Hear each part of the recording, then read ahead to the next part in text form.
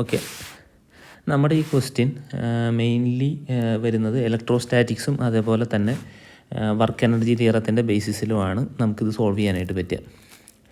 അപ്പോൾ electrostatic potential and കപ്പാസിറ്റൻസും അതേപോലെ തന്നെ വർക്ക് എനർജി തിയറം ഇത് രണ്ടിൻ്റെയും കൂടി കോമ്പിനേഷനാണ്. അതിനോടൊപ്പം തന്നെ സെൻട്രിപെറ്റൽ ഫോഴ്സിൻ്റെ ഒരു ഐഡിയയും കൂടി ഇതിനകത്ത് വരുന്നുണ്ട്.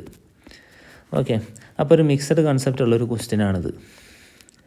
ഇപ്പോൾ നിങ്ങൾ നോക്കിയാൽ വർക്ക് എനർജി തിയറം എന്ന് പറഞ്ഞു കഴിഞ്ഞിട്ടുണ്ടെന്നുണ്ടെങ്കിൽ വർക്ക് എനർജി പവർ എന്ന് പറയുന്ന ചാപ്റ്ററിൽ മാത്രമല്ല പല അധികം ചാപ്റ്റേഴ്സിലും ഇതിൻ്റെ അപ്ലിക്കേഷൻസ് ധാരാളമായിട്ട് വരുന്നതാണ്. ഇപ്പോൾ ലോസ് ഓഫ് മോഷൻ എടുത്തു കഴിഞ്ഞാൽ അതിനകത്ത് വരും, അതേപോലെ ഇലക്ട്രോസ്റ്റാറ്റിക് പൊട്ടൻഷ്യൽ എനർജി അതെടുത്ത് കഴിഞ്ഞിട്ടുണ്ടെന്നുണ്ടെങ്കിൽ അതിനകത്ത് വരും. അപ്പോൾ വളരെ ഇമ്പോർട്ടൻ്റ് ആയിട്ടുള്ളൊരു സെക്ഷനാണ് വർക്ക് എനർജി പവർ എന്ന് പറയുന്നത്. ഇപ്പം ഫ്രീ ബോഡി ഡയഗ്രാമൊക്കെ ഉപയോഗിച്ചിട്ട് നമുക്ക് സോൾവ് ചെയ്യാൻ പറ്റാത്ത പല പ്രോബ്ലംസും നമുക്ക് വർക്ക് എന്ന് പറയുന്നത് ഒരു സ്കേലാർ ക്വാണ്ടിറ്റി ആയതുകൊണ്ട് തന്നെ ആ ഒരു വർക്ക് എനർജി തിയറം ഉപയോഗിച്ചിട്ട് നമുക്ക് സോൾവ് ചെയ്യാനായിട്ട് പറ്റും. അപ്പോൾ വർക്ക് എനർജി തിയറം എന്ന് പറഞ്ഞു കഴിഞ്ഞിട്ടുണ്ടെങ്കിൽ ഒരു ഒബ്ജക്റ്റിന് സംഭവിക്കുന്ന change in kinetic energy work done on the object by all forces acting on it. ഇപ്പോൾ നിങ്ങളിവിടെ നോക്കിയേ, ഒരു വി വെലോസിറ്റിയിൽ ഒരു ബോൾ ഇങ്ങനെ മുമ്പിലേക്ക് വരുന്നു. അതിൻ്റെ മുമ്പിൽ ഒരു ചെറിയൊരു സ്പ്രിങ് ഉണ്ട്. അപ്പോൾ ആ സ്പ്രിങ്ങുമേ ഈ ബോൾ വന്ന് തട്ടി കഴിഞ്ഞാണെന്നുണ്ടെങ്കിൽ സ്പ്രിങ് കംപ്രസ്ഡായി എന്ത് ചെയ്തു, ബോൾ സ്റ്റോപ്പായി, വി സികളുടെ വെലോസിറ്റി 0 ആയിട്ട് മാറി. ഓക്കെ, അപ്പോൾ ഈ സിറ്റുവേഷന് നിങ്ങൾ സങ്കല്പിക്കുക. അപ്പോൾ ഇവിടെ കൈനറ്റിക് എനർജി എത്രയാണ് വരുന്നത്, ½ mv². ഫൈനൽ കൈനറ്റിക് എനർജി എത്ര, 0. അപ്പോൾ ഈ കൈനറ്റിക് എനർജി മൊത്തം ഇവിടെ എന്തായിട്ടാണ് പോയത്, ഈ സ്പ്രിങ്ങിന് ചുരുക്കാനായിട്ട് ഉപയോഗിച്ചു. അപ്പോൾ ആ കൈനറ്റിക് എനർജി ലോസ്റ്റ് ആയോ, ഇല്ല. അതെന്തായിട്ട് ചേഞ്ച് ചെയ്തു, കൈനറ്റിക് അതായത് potential energy of the spring ആയിട്ട് അവിടെ കൺവേർട്ട് ചെയ്യപ്പെട്ടു. ഓക്കെ, ഇനി ഒരു സിറ്റുവേഷനും കൂടി നിങ്ങൾ കൺസിഡർ ചെയ്തേ. ഇതുപോലെ വി വെലോസിറ്റിയിലൊരു ബോൾ വരുന്നു, ഒരു സ്പ്രിങ് ഇവിടെ കണക്ട് ചെയ്തിട്ടുണ്ട്, അതോടൊപ്പം തന്നെ ഇവിടെ ചെറിയ ഒരു ഫ്രിക്ഷൻ ഉള്ള സർഫസും ഉണ്ടെന്ന് വിചാരിക്കുക. അപ്പോൾ ഇതിങ്ങനെ വരുന്നു, അപ്പോൾ ഫ്രിക്ഷൻ സർഫസിൽ കൂടെ അങ്ങനെ പാസ് ചെയ്തിട്ട് സ്പ്രിങ് വന്നിടിക്കുന്നു. അപ്പോൾ ഇവിടെ ½ mv² എന്ന് പറയുന്ന ഈ കൈനറ്റിക് എനർജിയിലുള്ള ചേഞ്ച് എന്തിനു വേണ്ടി ഉപയോഗിക്കുന്നു, work done due to the frictional force ചെയ്യുന്ന വർക്ക്, അതേപോലെ തന്നെ സ്പ്രിങ് ചെയ്യുന്ന വർക്ക് ഇലാസ്റ്റിക് പൊട്ടൻഷ്യൽ എനർജി ആയിട്ട് സ്റ്റോർ ആയിപ്പെട്ടു. ഓക്കെ, അപ്പം ഒന്നിൽ കൂടുതൽ ഫോഴ്സുകൾ ഒരു ഒബ്ജക്റ്റിൻ്റെ മുകളിൽ ചെയ്യുന്നുണ്ടെങ്കിൽ അപ്ലൈ ചെയ്യപ്പെടുന്നുണ്ടെങ്കിൽ, അപ്പോൾ ആ ഫോഴ്സ് കണ്ടുപിടിക്കാനോ അല്ലെങ്കിൽ അത് ചെയ്യുന്ന വർക്ക് കണ്ടുപിടിക്കാനോ നമുക്ക് ഏറ്റവും ഹാൻഡി ആയിട്ട് വരുന്ന ഒരു സാധനമാണ് എന്തെന്ന് പറയുന്നത്, വർക്ക് എനർജി പവർ അല്ലെങ്കിൽ work energy theorem. Okay, yes. ഇവിടെ നോക്കിയേ, ഈ ക്വസ്റ്റ്യനിൽ എന്താ പറഞ്ഞേക്കണേ, ഒരു small ball of mass 1 kilogram and 2/3 micro coulomb, 2/3 micro കൂളംബും അതേപോലെ തന്നെ 1 കിലോഗ്രാം മാസും ഉള്ള ഒരു ചെറിയ ചാർജ് ഒബ്ജക്റ്റ് ചെയ്തേക്കണു, ഒരു യൂണിഫോംലി ചാർജ്ഡ് സ്പിയറിൻ്റെ ഉള്ളിൽ ഓഫ് റേഡിയസ് 1 മീറ്ററിൻ്റെ ഉള്ളിൽ അതിൻ്റെ ചാർജ് എന്ന് പറയുന്നത് 1/3 മില്ലി കൂളംബാണ്. ഇതിനകത്ത് ചെറിയൊരു ഗ്രൂവ് ഉണ്ടാക്കിയിട്ട് ആ സാധനം ഇതിനകത്ത് കൊണ്ട് പ്ലേസ് ചെയ്ത് വെച്ചു. And the sphere is made to rotate about its vertical diameter at a constant speed. Find the speed with respect to ground which the ball slides out of the groove. Okay, എന്താ പറഞ്ഞേക്കുന്നത്, ഈ പറഞ്ഞിട്ടുള്ള ഒരു charge 1/3 milli Coulomb charge ഉള്ള ഒരു സ്പിയറിൻ്റെ അടുത്ത്, ആ സ്പിയറിൻ്റെ പ്രത്യേകത എന്താ, യൂണിഫോംലി ചാർജ്ഡ് സ്പിയറാണ്. അതായത് അതിൻ്റെ ടോട്ടൽ വോളിയത്തിലും ഈ ചാർജ് ചെയ്തേക്കാണ്, യൂണിഫോംലി ഡിസ്ട്രിബ്യൂട്ട് ചെയ്ത് കൊടുത്തേക്കാണ്. അതിനുള്ളിൽ ഒരു ചെറിയൊരു സ്ലോട്ട് ഉണ്ടാക്കിയിട്ട് അതിനകത്തേക്ക് അതിൻ്റെ സെൻറ്ററിൽ ആരെ കൊണ്ടുവച്ചേക്കുന്നു, ഒരു ക്യൂ എന്ന് പറയുന്ന ചാർജിനെ കൊണ്ടുവച്ചേക്കുന്നു. അതിൻ്റെ വാല്യൂ എത്രയാണ് പറഞ്ഞാൽ 2/3 മൈക്രോ കൂളംബാണ്. അതിൻ്റെ വെയിറ്റ് എത്രയാണ്, 1 കിലോഗ്രാമാണ്. അതോടൊപ്പം ഈ അതായത് ഈ വലിയ സ്പിയർ, യൂണിഫോംലി ചാർജ്ഡ് സ്പിയർ ചെയ്യുന്നുണ്ട്, അതിൻ്റെ ആക്സിസിൽ റൊട്ടേറ്റ് ചെയ്യുന്നുണ്ട്. ആ റൊട്ടേറ്റ് ചെയ്യുന്നത് മൂലം അകത്തിരിക്കുന്ന സാധനം അല്ലെങ്കിൽ അകത്തിരിക്കുന്ന ചെറിയ സ്മോൾ ചാർജ് ഈ സ്ലോട്ടിൽ കൂടെ പുറത്തേക്ക് വന്ന് തെറിച്ചു പോകണം. അപ്പോൾ ആ സമയത്ത് അതിന് പ്രോസസ്സ് ചെയ്യുന്ന കൈനറ്റിക് എനർജി അല്ലെങ്കിൽ സ്പീഡ് എത്രയാണെന്നാണ് ചോദിച്ചേക്കുന്നത് with respect to ground. Okay, അപ്പോൾ ആദ്യം തന്നെ തന്നിരിക്കുന്ന സാധനങ്ങൾ നമുക്ക് നോക്കിയിട്ട് അനലൈസ് ചെയ്തിട്ട് എന്തൊക്കെ കാര്യങ്ങൾ നമുക്ക് ഡാറ്റ വേണ്ടതെന്നുള്ളത് ചെക്ക് ചെയ്യാം. ഇവിടെ മാസ് തന്നിട്ടുണ്ട് 1 കിലോഗ്രാം, അതുപോലെ തന്നെ ചാർജ് തന്നിട്ടുണ്ട് Q = 2/3 മൈക്രോ കൂളംബ്, അതവിടെ ഇരിക്കട്ടെ.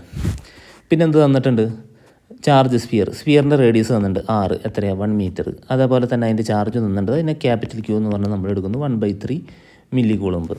ഓക്കെ, ഇനി എന്താ പറഞ്ഞേക്കണേ, narrow smooth horizontal groove is made. ഇവിടെ നാരോ സ്മൂത്ത് എന്നുള്ള പ്രയോഗം കണ്ടു കഴിഞ്ഞിട്ടുണ്ടെങ്കിൽ നിങ്ങൾ ഉറപ്പിച്ചോ, അവിടെ ഫ്രിക്ഷൻ എന്ന് പറഞ്ഞ സാധനം എന്തായിരിക്കും, ഓൾമോസ്റ്റ് 0 ആയിരിക്കും. അപ്പോൾ ഇവിടെ ഫ്രിക്ഷണൽ ഫോഴ്സ് എന്ന് പറയുന്ന സംഗതി ഇല്ല എന്നുള്ളതാണ് അവരെന്ത് ചെയ്തേക്കുന്നത്, ഉദ്ദേശിച്ചേക്കുന്നത്. Okay, there is no friction. Okay, ഇനി at a rate of 1/2 revolutions per second, 1/2π revolutions per second എന്നാണ് പറഞ്ഞേക്കുന്നത്. റവല്യൂഷൻസ് പെർ സെക്കൻഡിൻ്റെ ആംഗുലർ വെലോസിറ്റി ഒമേഗയായിട്ട് കൺവേർട്ട് ചെയ്യണമെങ്കിൽ 2πn കൊണ്ട് മൾട്ടിപ്ലൈ ചെയ്യണം. അപ്പോൾ 2π × 1/2π വിച്ച് ഈസ് ഈക്വൽ ടു എത്ര വരുന്നത്, 1 radian per second square. I mean 1 radian per second. ഏത് അതിൻ്റെ velocity, angular velocity. Find the speed with respect to ground in metre. Okay, അങ്ങനെയുള്ള കാര്യങ്ങളൊക്കെ ചോദിച്ചിട്ടുണ്ട്. അപ്പം നോക്കി, നിങ്ങളിവിടെ നോക്കി കഴിഞ്ഞിട്ടുണ്ടെങ്കിൽ ഇവിടെ ഈ സ്പിയർ എടുത്താൽ ഈ സ്പിയറിൻ്റെ സെൻറ്ററിൽ നിന്ന് ഒരു ചാർജ് വന്ന് പാസ് ചെയ്തിട്ട് എന്ത് ചെയ്യുന്നു, പുറത്തേക്ക് തെറിച്ച് പോകുമ്പോൾ ഇതിന് 2 വെലോസിറ്റീസ് ഉണ്ടാവാൻ ചാൻസ് ഉണ്ട്. ഒന്ന് അലോങ് ദ റേഡിയൽ ഡയറക്ഷനും പിന്നെ ഒന്ന് അലോങ് ദ ടാൻജൻഷ്യൽ ഡയറക്ഷനും. നിങ്ങളൊന്ന് ആലോചിച്ച് നോക്കിയേ, ഇതിങ്ങനെ പുറത്തേക്ക് വരുമ്പോൾ ഇതിങ്ങനെ റൊട്ടേറ്റ് ചെയ്തിട്ടല്ലേ വരണേ, റൊട്ടേറ്റ് ചെയ്ത് ഈ പൊസിഷൻ എത്തുമ്പോൾ അതിനെന്തുണ്ട്, ഒരു ടാൻജൻഷ്യൽ വെലോസിറ്റി ഇല്ലേ. അപ്പോൾ there will be a tangential velocity VT. അതോടൊപ്പം തന്നെ അതിനൊരു റേഡിയൽ കോമ്പോണൻറ്റും ഉണ്ടാവും, it will be VR. So ഇതിൻ്റെ റിസൾട്ടൻ്റ് വെലോസിറ്റി എന്ന് പറയുന്നത് എന്തായിരിക്കും വരിക, V resultant is equal to VT² + VR², where VR is the radial acceleration, VT is the tangential acceleration. Okay, അതിൽ സംശയമൊന്നുമില്ലല്ലോ. ശരി, ടാൻജൻഷ്യൽ ആക്സലറേഷൻ എങ്ങനെയാണ് കണ്ടുപിടിക്കുക? ടാൻജൻഷ്യൽ ആക്സലറേഷൻ കണ്ടുപിടിക്കാനായിട്ട് ടാൻജൻഷ്യൽ വെലോസിറ്റി കണ്ടുപിടിക്കാനായിട്ട് എന്താ ചെയ്യേണ്ടത്, R × ω ചെയ്താൽ മതി. അതായത് ആ പോയിന്റിലുള്ള റേഡിയസ് ഇൻറ്റു അതിൻ്റെ ആംഗുലർ വെലോസിറ്റി മൾട്ടിപ്ലൈ ചെയ്താൽ മതി. ഇവിടെ ആംഗുലർ വെലോസിറ്റി എത്രയാണ്, 1. അതിൻ്റെ റേഡിയസ് എത്രയാണ്, 1 × 1 വിച്ച് ഈസ് എത്രയാണ്, 1 മീറ്റർ പെർ സെക്കൻഡ്. അപ്പോൾ ടാൻജൻഷ്യൽ വെലോസിറ്റി എത്രയാണെന്ന് കിട്ടി. ഇനി നമുക്ക് കാൽക്കുലേറ്റ് ചെയ്യേണ്ടത് എന്താ, റേഡിയൽ വെലോസിറ്റിയാണ്. റേഡിയൽ വെലോസിറ്റി കാൽക്കുലേറ്റ് ചെയ്യാൻ വേണ്ടിയിട്ടാണ് നമ്മൾ എന്ത് ചെയ്യുന്നത്, വർക്ക് എനർജി തിയറം ഉപയോഗിക്കുന്നത്. അപ്പോൾ വർക്ക് എനർജി തിയറം നമ്മൾ ഉപയോഗിക്കുമ്പോൾ ഇവിടെ നിങ്ങൾക്ക് പോസിബിളി എന്തൊക്കെ സാധനങ്ങൾ, എന്തൊക്കെ ഫോഴ്സസ് ഈ Q എന്ന് പറയുന്ന സംഗതിക്കകത്ത് കാണാനായിട്ട് സാധിക്കുന്നുണ്ട്. Qവിൽ നിലവിൽ എന്ത് ഫോഴ്സ് ഉണ്ട്, ഇലക്ട്രിക് ഫോഴ്സ് ആക്ട് ചെയ്യുന്നുണ്ട്. അപ്പോൾ ഇലക്ട്രോസ്റ്റാറ്റിക് ഫോഴ്സ്, അതായത് ഒരു കൺസർവേറ്റീവ് ഫോഴ്സായ ഇലക്ട്രോസ്റ്റാറ്റിക് ഫോഴ്സ് അതിൻ്റെ മുകളിൽ ആക്ട് ചെയ്യുന്നുണ്ട്, ഇലക്ട്രോസ്റ്റാറ്റിക് ഫോഴ്സ്. അതോടൊപ്പം തന്നെ എന്ത് ചെയ്യുന്നുണ്ട്, റൊട്ടേറ്റ് ചെയ്യുമ്പോൾ പുറത്തേക്ക് തെറിച്ച് പോകാനുള്ള ടെൻഡൻസി ഉണ്ടാവും. അപ്പോൾ there will B centrifugal force. വേറെ എന്തെങ്കിലും ഉണ്ടോ, ഇല്ല. അപ്പോൾ അവിടെ ഇലക്ട്രോസ്റ്റാറ്റിക് ഫോഴ്സ് ആണെന്നുണ്ടെങ്കിൽ ഈ ചാർജ് സ്പിയറിൻ്റെ സെൻറ്ററിൽ നിന്ന് എന്ത് ചെയ്യാണ്, ഔട്ടർ സർഫസിലേക്ക് എത്തുകയാണെന്നുണ്ടെങ്കിൽ ഇലക്ട്രോസ്റ്റാറ്റിക് ഫീൽഡ് ചെയ്യുന്ന വർക്ക് എത്രയാണെന്ന് ചോദിച്ചു കഴിഞ്ഞാൽ, അല്ലെങ്കിൽ ഇലക്ട്രോസ്റ്റാറ്റിക് ഫോഴ്സ് ചെയ്യുന്ന വർക്ക് എത്രയാണെന്ന് ചോദിച്ചു കഴിഞ്ഞാൽ, it is the change in potential energy. കാരണം പൊട്ടൻഷ്യൽ എനർജി എന്ന് പറയുന്ന ടേം ഇതിന് മാത്രമേ ഉണ്ടാവുള്ളൂ, കൺസർവേറ്റീവ് ഫോഴ്സസിന് മാത്രമേ ഉണ്ടാവുള്ളൂ. അപ്പോൾ ചേഞ്ച് ഇൻ പൊട്ടൻഷ്യൽ എനർജി നമ്മൾ കാൽക്കുലേറ്റ് ചെയ്യണം. അപ്പോൾ എങ്ങനെയാണ്, അപ്പോൾ ആദ്യം അതിന് പ്രോസസ്സ് ചെയ്യുന്ന ഇനീഷ്യൽ പൊട്ടൻഷ്യൽ എനർജി എത്രയാണെന്ന് നോക്കണം. ഇതിൻ്റെ സെൻറ്ററിലായിരിക്കുന്നത് നമുക്കറിയാം, ഒരു യൂണിഫോംലി ചാർജ്ഡ് സ്ഫിയറിൻ്റെ സെൻറ്ററിൽ ഒരു വസ്തു കൊണ്ട് വെച്ച് കഴിഞ്ഞാൽ അതിനുണ്ടാകുന്ന പൊട്ടൻഷ്യലിൻ്റെ വാല്യൂ എന്ന് പറയുന്നത് 3/2 kQ/R ആയിരിക്കും. ഈ റിസൾട്ട് തൽക്കാലം നമുക്ക് നോക്കിക്കഴിഞ്ഞിട്ടുണ്ടെങ്കിൽ നമുക്കറിയാം, പൊട്ടൻഷ്യൽ അറ്റ് എ പോയിൻ്റ് എന്ന് പറയുന്നത് 1/4πε0 Q/R ആണ്. അതൊരു ഷെല്ലോ അല്ലെങ്കിൽ സ്ഫെറിക്കൽ ഷെല്ലോ ഓഫ് റേഡിയസ് R ആണെന്നുണ്ടെങ്കിൽ അതിൻ്റെ വാല്യൂ എന്ന് പറഞ്ഞു കഴിഞ്ഞാൽ kQ/R എന്നുള്ളതൊക്കെ നമ്മൾ പഠിച്ചിട്ടുണ്ട് ബേസിക്കലി. അപ്പോൾ ഇവിടെ അത് എത്രയായിരിക്കും, 3/2 kQ/R, യൂണിഫോംലി ചാർജ്ഡ് സ്ഫെറിക്കൽ ഷെല്ലിൻ്റെ അകത്തുള്ള പൊട്ടൻഷ്യൽ. ഓക്കെ, ഈ പൊട്ടൻഷ്യൽ എന്ന് പറയുന്ന സാധനം എന്തുവാ, ഒരു പോസിറ്റീവ് ചാർജ് വസ്തുവിനെ അല്ലെങ്കിൽ പോസിറ്റീവ് ചാർജ്ഡ് ടെസ്റ്റ് ചാർജിനെ ആ ഒരു പൊസിഷനിലേക്ക് കൊണ്ടെത്തിക്കാൻ നമ്മൾ ചെയ്യുന്ന എക്സ്റ്റേണൽ വർക്കിനെ നമ്മൾ വിളിക്കുന്ന പേരാണ് എന്തെന്ന് പറയുന്നത്, പൊട്ടൻഷ്യൽ എനർജി. അപ്പോൾ ചേഞ്ച് ഇൻ പൊട്ടൻഷ്യൽ എനർജി എടുത്തു കഴിഞ്ഞിട്ടുണ്ടെന്നുണ്ടെങ്കിൽ സ്വാഭാവികമായിട്ട് എന്ത് കിട്ടും, നമ്മൾ ചെയ്ത വർക്ക് കിട്ടും. പക്ഷേ ഇവിടെ വർക്ക് ചെയ്യുന്നത് ആരാ, കൺസർവേറ്റീവ് ഫോഴ്സാണ്. നമ്മൾ ചെയ്യുന്ന വർക്കിനോട് ഈക്വലായിരിക്കും കൺസർവേറ്റീവ് ഫോഴ്സും ചെയ്യുന്ന വർക്ക്, പക്ഷേ അതിൻ്റെ ഡയറക്ഷൻ ഓപ്പോസിറ്റ് ആയിരിക്കും. അപ്പോൾ ഒരു നെഗറ്റീവ് വാല്യൂ നമ്മൾ അപ്ലൈ ചെയ്ത് കൊടുത്താലും മതി. ഓക്കെ, അപ്പോൾ ഇവിടെ ചേഞ്ച് ഇൻ പൊട്ടൻഷ്യലാണ് സംഭവിക്കുന്നത്. ചേഞ്ച് ഇൻ പൊട്ടൻഷ്യൽ ഇവിടെ നോക്കിയാൽ 3/2 kQ/R, 1 മൈക്രോ കൂളും അല്ലെങ്കിൽ ഒരു യൂണിറ്റ് പോസിറ്റീവ് ചാർജിനെ കൊണ്ടുവയ്ക്കാൻ നമ്മൾ ചെയ്യുന്ന വർക്കാണ് ഇപ്പോൾ ഈ പറഞ്ഞത്. അപ്പോൾ അങ്ങനെയെങ്കിൽ Q എന്ന് പറയുന്ന ചാർജിനെ കൊണ്ടുവയ്ക്കാൻ ചെയ്യുന്ന വർക്ക് എത്രയായിരിക്കും, 3/2 kQ/R. പിന്നെ ഈ പോയിൻറ്റിലുള്ള പൊട്ടൻഷ്യൽ അഥവാ ഇതിൻ്റെ ഔട്ടർ സർഫസിലുള്ള പൊട്ടൻഷ്യൽ അത് എത്രയായിരിക്കും? അതിൻ്റെ വാല്യൂ കെ ക്യൂ, അതിൻ്റെ വാല്യൂ വരുന്നത് K Q divided by R ആയിരിക്കും. അതിൻ്റെ വാല്യൂ വരുന്നത് എത്രയായിരിക്കും? K Q divided by R ആയിരിക്കും. ഓക്കെ, എവിടെ? സർഫസിൽ വരുന്ന പൊട്ടൻഷ്യൽ എനർജി എന്ന് പറയുന്നത്, സർഫസിൽ വരുന്ന പൊട്ടൻഷ്യൽ എന്ന് പറയുന്നത് അതെന്താ ഉദ്ദേശിക്കുന്നത്? ആ സർഫസിലേക്ക് ഒരു എക്സ്റ്റേണൽ ചാർജിനെ കൊണ്ടുവരാൻ നമ്മൾ ചെയ്യേണ്ട വർക്ക്, പെർ യൂണിറ്റ് ചാർജിന് ചെയ്യേണ്ട വർക്കാണ് ഇപ്പോൾ കണ്ടത്. അപ്പോൾ ക്യൂ എന്ന് പറയുന്ന ചാർജിന് ചെയ്യേണ്ട work K Q Q divided by R ആയിരിക്കും ആ വർക്ക്. അപ്പോൾ രണ്ട് കാര്യങ്ങൾ നമുക്കിവിടെ ക്ലിയറായി. അതായത് ഈ പറഞ്ഞിട്ടുള്ള സ്പെറിക്കൽ ഷെല്ലിൻ്റെ അകത്ത് ചെയ്യേണ്ട work 3/2 K Q divided by ആറും എക്സ്റ്റേണൽ ഈ പൊസിഷനിൽ ചെയ്യേണ്ട work K Q divided by ആറും ആണല്ലോ. ഇൻഫിനിറ്റിയിൽ നിന്ന് ഇവിടെ കൊണ്ടുവരാൻ ചെയ്യുന്ന വർക്ക് ഇത്രയും, ഇൻഫിനിറ്റിയിൽ നിന്ന് ഇവിടെ കൊണ്ടുവരാൻ ചെയ്യുന്ന വർക്ക് ഇത്രയും. അപ്പോൾ ഈ രണ്ട് പൊസിഷനുകൾ തമ്മിൽ ചേഞ്ച് ചെയ്യാൻ വേണ്ട വർക്ക് എത്രയാണെന്ന് ചോദിച്ചു കഴിഞ്ഞാൽ കൺസർവേറ്റീവ് ഫോഴ്സ് ആണെന്നുണ്ടെങ്കിൽ രണ്ടിനും ഡിഫറൻസ് എടുത്താൽ മതി. 3/2 കെ ക്യൂ ഡിവൈഡഡ് ബൈ ആറ് minus K Q divided by ആറ് which is equal to K Q divided by 2r. ഈ K Q divided by 2r ആയിരിക്കും എന്ത് ചെയ്യുന്ന വർക്ക്? കൺസർവേറ്റീവ് ഫോഴ്സ് ചെയ്യുന്ന വർക്ക്. കൺസർവേറ്റീവ് ഫോഴ്സ് ചെയ്യുന്ന work K Q divided by 2r. ഇനി എന്ത് ഫോഴ്സും കൂടി ഇവിടെ ആക്ട് ചെയ്യുന്നുണ്ട്? സെൻട്രിപെറ്റൽ ഫോഴ്സ് ആക്ട് ചെയ്യുന്നുണ്ട്. അപ്പോൾ സെൻട്രിപെറ്റൽ ഫോഴ്സ് ചെയ്യുന്ന വർക്ക് കണ്ടുപിടിക്കണം. നോക്കിയേ, ഇതിൻ്റെ സെൻറ്ററിൽ സെൻട്രിപെറ്റൽ ഫോഴ്സ് 0 ആണ്, കാരണം റേഡിയസ് 0 അല്ലേ. പതിയെ ഇതെന്ത് ചെയ്യുന്നു? നീങ്ങി വരുന്നു. അതായത് ആ ഗ്രൂവിനകത്തുള്ള മൂവ്മെൻറ്റാണ് ഞാൻ പറയുന്നത്. ഗ്രൂവും തിരിയുന്നുണ്ട്. അപ്പോൾ അതിനനുസരിച്ചിട്ട് ഈ പാർട്ടിക്കിൾ നീങ്ങി വരുന്നതിൻ്റെ പാത്തിനെയാണ് ഞാൻ നോക്കുന്നത്. ഓക്കെ, അങ്ങനെ ഈ പോയിന്റിലെത്തുമ്പോൾ അതിൻ്റെ സെൻട്രിപെറ്റൽ ഫോഴ്സ് എന്ന് പറയുന്നത് mr² ഒമേഗ ആയിരിക്കും വരിക. ഈ പോയിന്റിലോ റേഡിയസ് 0 ആണ്, ഇവിടെയുള്ള ഫോഴ്സ് 0 ആണ്. അത് തുടങ്ങി ഇവിടെ വരെയുള്ള ഓരോ പോയിന്റിലും അതിൻ്റെ ഫോഴ്സ് കണ്ടിന്യൂസ്ലി എന്ത് ചെയ്തുകൊണ്ടിരിക്കുകയാണ്? ചേഞ്ച് ചെയ്തുകൊണ്ടിരിക്കുകയാണ്. അപ്പോൾ വർക്ക് ഡൺ കണ്ടുപിടിക്കണം എന്നുണ്ടെങ്കിൽ നമ്മൾ എന്ത് ചെയ്യണം? ഇൻ്റഗ്രേറ്റ് ചെയ്യണം. അപ്പോൾ work done by the centripetal force is equal to mr² dr. അതായത് ഒരു ചെറിയ ഡിസ്റ്റൻസ് നീക്കാൻ ചെയ്ത വർക്ക് mr² dr ആണെങ്കിൽ ഫുള്ള് ചെയ്യേണ്ട വർക്ക് എന്ന് പറഞ്ഞു കഴിഞ്ഞാൽ 0 to capital letter R, 0 to capital letter R ആയിരിക്കും അതിൻ്റെ വാല്യൂ ഒരു 0 to capital letter R. mω² നമ്മൾ കോമൺ ആയിട്ട് പുറത്തേക്ക് എടുത്തു. Integral of 0 to r dr എത്രയായിരിക്കും വരിക? 1/2 mω² r². അതായിരിക്കും അതിൻ്റെ വാല്യൂ. 1/2 mω² r². ഇനി നമ്മൾ ഇതിനകത്തോട്ട് വർക്ക് എനർജി തിയറം അപ്ലൈ ചെയ്യാൻ പോവുകയാണേ. വർക്ക് എനർജി തിയറം പ്രകാരം ഇതിൻ്റെ സെൻറ്ററിൽ ഇതിൻ്റെ കൈനറ്റിക് എനർജി എത്രയായിരുന്നു? 0 ആയിരുന്നു. മൊത്തം എത്തിക്കഴിഞ്ഞ് കഴിഞ്ഞപ്പോൾ അതിൻ്റെ കൈനറ്റിക് എനർജി എത്രയായിട്ട് മാറി? 1/2 mv². ആ ടാൻജൻഷ്യൽ കോമ്പോണൻറ്റ് കൊടുക്കുന്നത് ഓൾറെഡി ആംഗുലർ വെലോസിറ്റി മൂലം ഉണ്ടാകുന്നതാണ്. പക്ഷേ ടാൻജൻഷ്യൽ കോമ്പോണൻറ്റ് കൊടുക്കുന്ന kinetic energy, radial component of velocity ഉണ്ടാക്കുന്നത് കൈനറ്റിക് എനർജി. ആ റേഡിയൽ കോമ്പോണൻറ്റ് കാൽക്കുലേറ്റ് ചെയ്യാൻ വേണ്ടിയിട്ടാണ് നമ്മൾ എന്ത് ചെയ്യുന്നത്? വർക്ക് എനർജി തിയറം യൂസ് ചെയ്യുന്നത്. അപ്പോൾ റേഡിയൽ കോമ്പോണൻറ്റിൻ്റെ മാത്രം കൈനറ്റിക് എനർജി നമ്മൾ എടുത്താൽ മതി. കാരണം ആ ടാൻജൻഷ്യൽ കോമ്പോണൻറ്റ് ഇവിടെ ക്രിയേറ്റ് ചെയ്യുന്നത് ആരല്ല? ഫോഴ്സ് അല്ല. ഓക്കെ, അപ്പോൾ ആ റേഡിയൽ കോമ്പോണൻറ്റിൻ്റെ കൈനറ്റിക് എനർജി അല്ലെങ്കിൽ radial component of kinetic energy calculate ചെയ്യാനായിട്ട് നമ്മൾ വർക്ക് എനർജി തിയറി ഉപയോഗിക്കുന്നു. അപ്പോൾ റേഡിയൽ കോമ്പോണൻറ്റിൻ്റെ വാല്യൂ എത്രയായിരിക്കും വരിക? Kinetic energy is equal to 1/2 mv², equal to work done by electric force plus work done by centripetal force.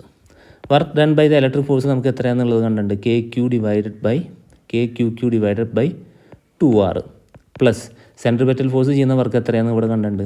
1/2 mr² ഒമേഗ². Okay, ഒമേഗയുടെ value നമുക്കറിയാം എത്രയാണ്? 1. റേഡിയസിൻ്റെ value എത്ര അറിയാം? 1. മാസ് ഇവിടെ കൊടുത്തിട്ടുണ്ട്, ഇതിൻ്റെ ഒബ്ജക്റ്റിൻ്റെ മാസ് കൊടുത്തിട്ടുണ്ട്, അതും എത്ര തന്നെയാണ്? 1 കിലോഗ്രാം. പിന്നെ ചാർജ് കൊടുത്തിട്ടുണ്ട് ക്യൂവിൻ്റെ വാല്യൂ എത്രയാണ്? 1/3 × 10⁻⁻³ അതേപോലെ തന്നെ സ്മോൾ ലെറ്റർ ക്യൂവിൻ്റെ വാല്യൂവും കൊടുത്തിട്ടുണ്ട്. എത്രയായിരിക്കും വരിക? Which is equal to 1/2/3 × 10⁻⁻⁶. എല്ലാം ചെയ്ത് കഴിഞ്ഞിട്ടുണ്ടെങ്കിൽ ഫൈനലി നമുക്ക് കിട്ടേണ്ട ആൻസർ എത്രയാണെന്ന് ചോദിച്ച് കഴിഞ്ഞിട്ടുണ്ടെങ്കിൽ വിച്ച് വിൽ ബി, ഇവിടെ എത്രയായിരിക്കും വരിക? ഇവിടെ കെയുടെ വാല്യൂ 9 ഇൻറ്റു കെയുടെ വാല്യൂ എത്രയായിരിക്കും വരിക? കെയുടെ value is equal to 9 into 10⁻9 into 9 into 10⁻9 into charge, ഒരു charge 1/3 into 10⁻³ into 2/3 into 10⁻⁻6. Okay, yes. ഒന്നുകൂടി വൃത്തിക്ക് എഴുതേ. എത്ര ചാർജ് വരണേ? ഈക്വൽ ടു 1/2 ഇൻറ്റു ഇതിൻ്റെ മാസ് എത്രയാണ്? 1 ഇൻറ്റു റേഡിയസിൻ്റെ സ്ക്വയർ എന്ന് പറഞ്ഞു കഴിഞ്ഞിട്ടുണ്ടെന്നുണ്ടെങ്കിൽ 1² ഇൻറ്റു 1 ഒമേഗ സ്ക്വയർ അതും 1 പ്ലസ് അടുത്തത് എത്രയാണ് വരുന്നത്? ഹാഫ് ഇവിടെ കോമൺ ആയിട്ട് പുറത്തേക്ക് എടുത്തു. 9 ഇൻറ്റു 10⁻9 ഇൻറ്റു ഇതിൻ്റെ ചാർജ് എത്രയാണ് വരണേ? 1/3 into 10⁻³ into 2/3 into 10⁻6 whole divided by റേഡിയസിൻ്റെ വാല്യൂ. റേഡിയസ് ഓഫ് ദ സ്ഫിയറിൻ്റെ വാല്യൂ ഇവിടെ എത്രയാണ് വരുന്നത്? റേഡിയസ് ഓഫ് ദ സ്ഫിയറിൻ്റെ വാല്യൂ അതും 1. റേഡിയസ് ഓഫ് ദ സ്ഫിയറിൻ്റെ വാല്യൂ എത്രയാണ് വരുന്നത്? 1. അപ്പോൾ ഒക്കെ ചെയ്ത് കഴിഞ്ഞിട്ടുണ്ടെങ്കിൽ ഇതിൻ്റെ വാല്യൂ 0.5 വരും, ഇതിൻ്റെ വാല്യൂ 1 വരും, which is equal to 0.5. Okay, sorry 1.5 metre per second. ഈ കിട്ടുന്നത് എന്താ? റേഡിയൽ വെലോസിറ്റിയാണ്, 1.5 മീറ്റർ പെർ സെക്കൻഡ്. ഇതിൻ്റെ ടാൻജൻഷ്യൽ കോമ്പൗണ്ട് എത്രയാണ്? 1 മീറ്റർ പെർ സെക്കൻഡ്. അപ്പോൾ എന്ത് ചെയ്യണം? റിസൾട്ടൻ്റ് കണ്ടുപിടിക്കാനായിട്ട് √VR² plus VT², which is equal to എത്രയാണ് വരുന്നത്? 1.5² plus 1², which is equal to √2.25 plus 1, which is equal to √3.25. ഇതായിരിക്കും ആൻസർ വരിക. Okay, yes, √3.25. ഈ 3.25 കാൽക്കുലേറ്റ് ചെയ്യണമെന്നുണ്ടെങ്കിൽ, അതിൻ്റെ സ്ക്വയർ റൂട്ട് കാൽക്കുലേറ്റ് ചെയ്യണമെന്നുണ്ടെങ്കിൽ നിങ്ങൾ പോസിബിളായിട്ടുള്ള സ്ക്വയേഴ്സ് ഒന്ന് ജസ്റ്റ് ഒന്ന് ആലോചിച്ചാൽ മതി. 225 എന്ന് പറഞ്ഞു കഴിഞ്ഞാൽ 15² ആണ്, അതറിയാമല്ലോ. ഇനി ഒന്ന് 14² എടുത്ത് നോക്കിയാൽ 16² എടുത്ത് നോക്കി കഴിഞ്ഞിട്ടുണ്ടെങ്കിൽ 16 ഇൻറ്റു 16 എന്ന് പറഞ്ഞു കഴിഞ്ഞിട്ടുണ്ടെങ്കിൽ 36, 3, 16, 20 എടുത്തു കഴിഞ്ഞാൽ എത്രയായിരിക്കും വരിക? 400 ആയിരിക്കും വരിക. 20² ആണ് എടുക്കണമെന്നുണ്ടെങ്കിൽ എത്രയായിരിക്കും വരിക? 400 ആയിരിക്കും വരിക. അപ്പോൾ 20 വരാൻ ചാൻസ് ഇല്ല.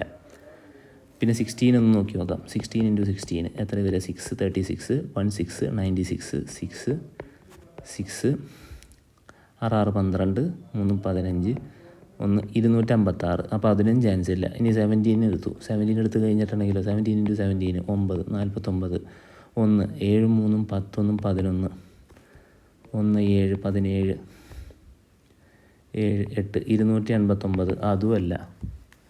പിന്നെയുള്ള ചാൻസ് ഏതാ വരണേ? 19 ആണ്. അപ്പോൾ 19 കൊണ്ടൊന്ന് മൾട്ടിപ്ലൈ ചെയ്തു. 19 ഇൻറ്റു 19 അപ്പോൾ എത്ര വരിക? 81, 8, 1, 9, 9, 17, 1, 9, 7 എത്രയായിരിക്കും വരിക? 16, 361. അപ്പോൾ അപ്രോക്സിമേറ്റ്ലി എത്ര? 1.9 അടുത്ത ഒരു വാല്യൂ ആയിരിക്കും, which is approximately is equal to 1.8 something ആയിരിക്കും അതിൻ്റെ വാല്യൂ വരിക. Okay, thank U.